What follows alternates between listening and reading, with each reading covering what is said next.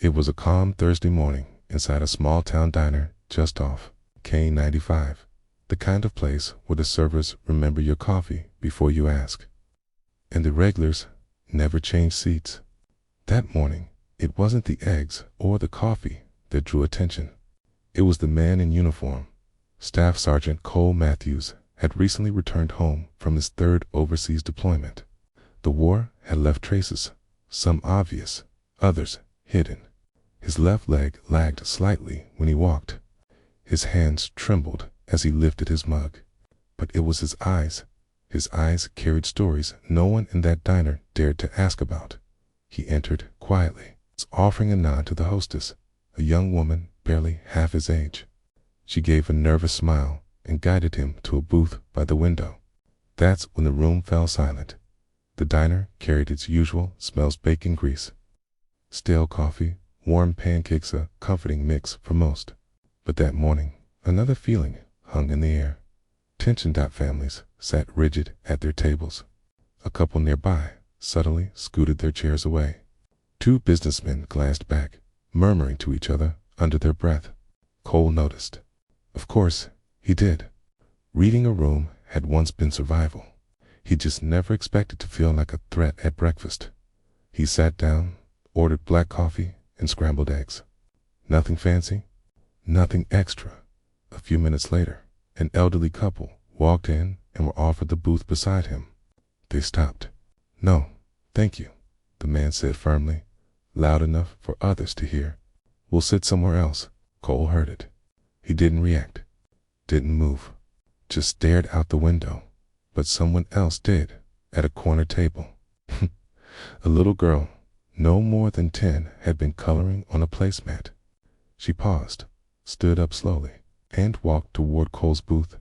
The entire diner held its breath. She reached into her coat pocket and pulled out something small, wrinkled, folded, clearly treasured. A thank you card decorated with red, white, and blue stars. Without speaking, she placed it on the table and turned to leave. "Wait," Cole said softly. His voice cracked, like it was pushing through memories too heavy to carry. "Thank you." The girl smiled. Her parents stared, stunned. The room remained frozen till someone stood from a booth near the back. A tall man with silver hair and a steady presence rose to his feet. He wore jeans and a flannel shirt. No one had noticed him earlier, but now the room seemed to center around him. He walked over to the hostess and spoke quietly. She blinked, nodded, "K," and handed him a microphone connected to the diner's old speaker system. What happened next caught everyone off guard. He tapped the mic once. Every head turned. "My name is Tom Delaney," he said, his voice calm but clear. "I served in Vietnam.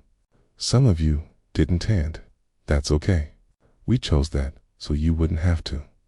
He paused. "But this man here," he said, gesturing toward Cole, "he didn't just serve. He survived.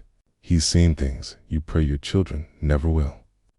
The diner was silent. Chairs stopped scraping. Coffee cups hovered mid-air. Tom continued, his voice rising just slightly. "If you think it's acceptable to shame a man for wearing a uniform, his presence makes you uncomfortable, then maybe you're the ones who should move." Eyes dropped. People shifted uneasily. Then Tom did something no one expected.